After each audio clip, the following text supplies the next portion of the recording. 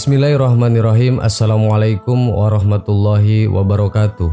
Sahabat yang beriman, sumpah merupakan salah satu cara untuk mendapatkan pengakuan dan media agar argumen menjadi lebih terpercaya. Namun apabila sumpah yang terlontar dari manusia yang agung dan pilihan Allah, tentunya bukan dalam rangka penguatan terhadap argumennya, melainkan untuk mengajarkan pada umatnya agar selalu berhati-hati dalam berbuat dan berucap. Suatu ketika Rasulullah SAW pernah mengucapkan 3 sumpah di depan para sahabatnya. Ketiga sumpah ini diketahui sangat dibenci oleh setan, karena sumpah ini berisi nasihat kepada para sahabat kala itu dan umat muslimin pada umumnya hingga saat ini. Adapun 3 sumpah Rasulullah tertuang dalam sebuah hadis yang diriwayatkan oleh Ahmad yang didapatkan dari Abu Kansyah Al-Anmari, bahwasanya ia berkata, "Saya pernah mendengar Rasulullah SAW bersabda, ada 3 perkara yang aku bersumpah atas ketiganya, yaitu tidak berkurangnya harta karena sedekah, maka bersedekahlah. Tidaklah seseorang yang memaafkan perbuatan orang yang zalim kepada dirinya, melainkan akan Allah tambah dengan kemuliaan. Dan tidaklah seseorang yang membuka pintu atas dirinya untuk meminta-minta kepada manusia, melainkan akan Allah buka untuknya pintu menuju kefakiran." Hadis riwayat Ahmad dan Al-Bazar. 1. Sedekah tidak mengurangi harta. Sumpah Rasulullah SAW yang pertama adalah tidak berkurangnya harta karena sedekah. Segala amalan soleh berupa sedekah, infak, dan zakat yang dilakukan di jalan Allah tidak akan membuat kekayaan dan kepemilikan harta seseorang berkurang. Dengan bersedekah, rizki yang didapatkan akan bertambah berkali lipat. Oleh karena itu Rasulullah SAW sangat menyarankan umatnya untuk selalu bersedekah dalam bentuk apapun. Karena sesungguhnya bersedekah adalah salah satu jalan di antara berupa jalan dakwah. Dalam hal ini Allah Subhanahu wa Ta'ala tidak akan menyia-nyiakan pengorbanan seseorang dalam bersedekah, walaupun secuil apapun, maka tetaplah Allah Subhanahu wa Ta'ala akan membalasnya dengan pahala yang sangat besar. 2. Bersabar dan memaafkan akan diganjar dengan kemuliaan.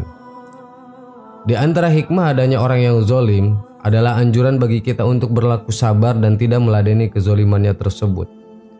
Sumpah Rasulullah SAW ini secara tidak langsung akan menjadi penawar bagi orang-orang yang teraniaya. Bahkan bukan hanya sekedar penawar, namun kemuliaan yang tinggi di sisi Allah Subhanahu wa Ta'ala yang ditawarkan.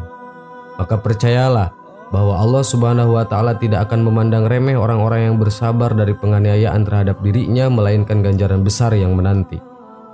Bahkan Allah Subhanahu wa Ta'ala memuliakan orang yang bersabar ketika menerima sesuatu kezaliman dengan membuat doanya makbul ketika ia berdoa. 3. Meminta-minta merupakan pintu kefakiran. Islam mengajarkan kepada umatnya untuk mencari rejeki dengan cara yang terhormat dan mencela budaya meminta-minta. Oleh sebab itu Islam memandang mulia orang-orang yang berusaha mencari rezeki secara halal. Sebaliknya, jika mendapatkan harta dari hasil usaha mengemis bukanlah sesuatu yang patut untuk dibanggakan. Sahabat yang beriman, demikianlah ketiga sumpah Rasulullah bagi seluruh umatnya yang sangat dibenci oleh setan. Hal tersebut dikarenakan sumpah tersebut menyuruh pada kebaikan. Semoga pembahasan ini bermanfaat serta dapat menambah wawasan tersendiri bagi kita semua. Amin. Wallahu a'lam. Wassalamualaikum warahmatullahi wabarakatuh.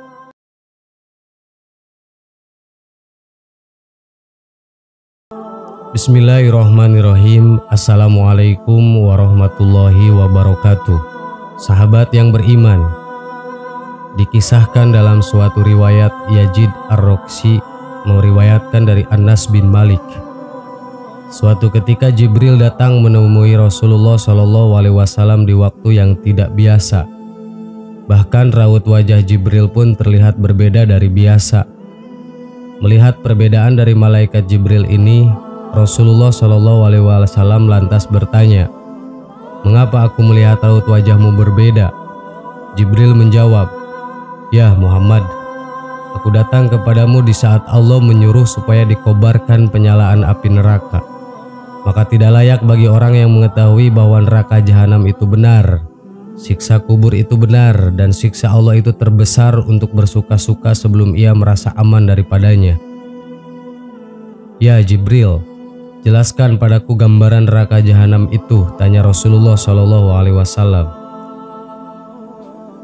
Ketika Allah menciptakan jahanam, maka dinyalakan apinya selama 1000 tahun sehingga merah.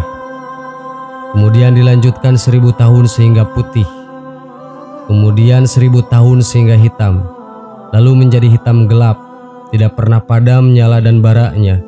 Demi Allah, andaikan terbuka sebesar lubang jarum, niscaya akan dapat membakar semua penduduk dunia karena panasnya.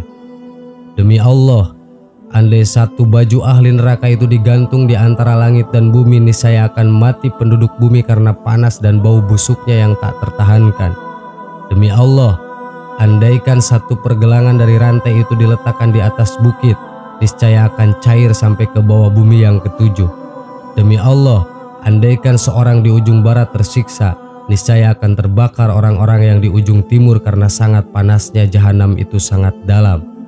Perhiasannya besi dan minumannya air panas bercampur nanah, dan pakaiannya adalah potongan-potongan api.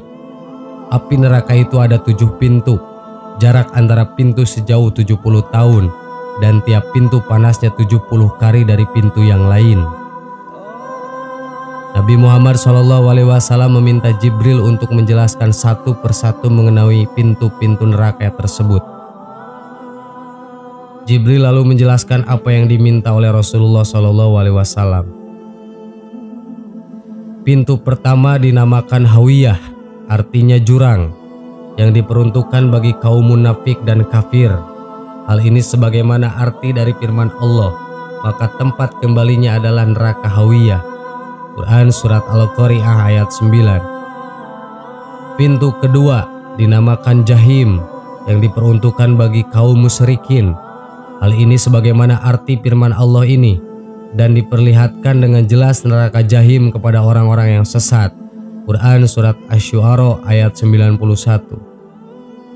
Pintu ketiga dinamakan Syakor, yang diperuntukkan bagi kaum Sobin atau penyembah api. Tentang neraka ini Allah telah berfirman dengan artinya, "Apakah yang memasukkan kamu ke dalam Syakor atau neraka?" Quran Surat Al-Mudatsir ayat 42. Pintu keempat dinamakan Ladda, diperuntukkan bagi iblis dan para pengikutnya. Allah telah berfirman, "Sekali-kali tidak dapat, sesungguhnya neraka itu adalah api yang bergejolak." Quran Surat Al-Ma'arij ayat 15. Pintu kelima dinamakan Khutomah, artinya menghancurkan hingga berkeping-keping, diperuntukkan bagi kaum Yahudi. Allah telah berfirman dalam Al-Quran, "Dan tahukah kamu apakah Khutomah itu? Yaitu api yang disediakan Allah yang dinyalakan." Quran Surat Al-Humajah ayat 5 dan 6. Pintu keenam dinamakan Syair, arti harfiahnya adalah api yang menyala-nyala, diperuntukkan bagi kaum kafir. Allah Ta'ala telah berfirman, "Dan dia akan masuk ke dalam api yang menyala-nyala." Quran Surat Al-Insyiqaq ayat 12. Rasulullah bertanya, "Bagaimana dengan pintu ketujuh? Diperuntukkan untuk siapa pintu itu?" Sejenak malaikat Jibril terdiam.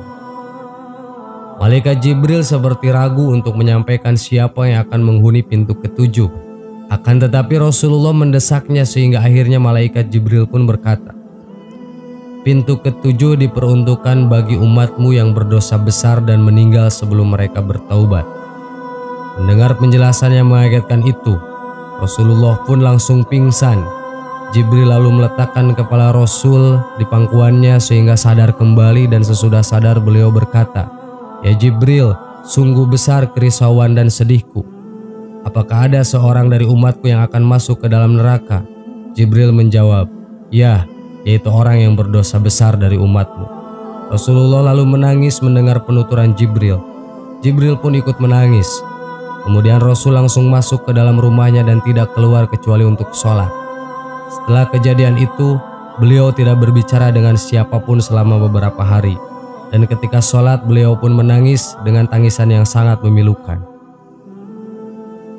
Sahabat yang beriman, demikianlah pintu-pintu neraka yang Allah ciptakan. Semoga kita dijauhkan dan bisa bertaubat kepada Allah sebelum ajal menjemput kita. Amin. Wallahu a'lam. Wassalamualaikum warahmatullahi wabarakatuh.